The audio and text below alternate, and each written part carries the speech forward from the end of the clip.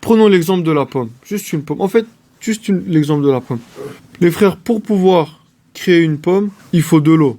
Il faut de la terre. Il faut de l'air, du vent. Il faut un arbre. Il faut, une graine, un arbre. Il faut le soleil. Il faut que ce soleil tourne tous les jours, se lève tous les matins, se couche, etc.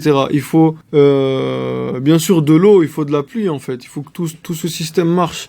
Il faut que la Terre tourne continuellement, perpétuellement, sans s'arrêter. Parce que si la Terre s'arrête, voilà, la vie sur Terre elle s'arrête en fait. Il faut que voilà, la galaxie ou l'espace elle-même dans toutes ses règles physiques, elle ne s'arrête pas et elle continue de fonctionner en fait. Et tu dis qu'en fait, juste pour pouvoir créer une pomme, en fait, t'es censé pouvoir, en fait, tu dois pouvoir créer tout l'univers. Parce que celui qui peut pas créer le soleil ne peut pas créer la pomme. Si tu veux créer une pomme en partant de rien, il faut que tu puisses créer d'abord avant le soleil, l'espace, la terre. Ensuite, sur cette terre, tu mets de l'eau, de la terre, du vent. Ensuite, tu mets de l'oxygène. Ensuite, etc., etc. Donc, en partant de la pomme, tu comprends que celui qui a créé cette pomme, il est obligé de pouvoir créer tout l'univers. Et donc celui qui crée cette pomme, il a créé l'univers. Et tu comprends que celui qui crée l'univers, il est obligatoirement plus grand et plus immense que l'univers.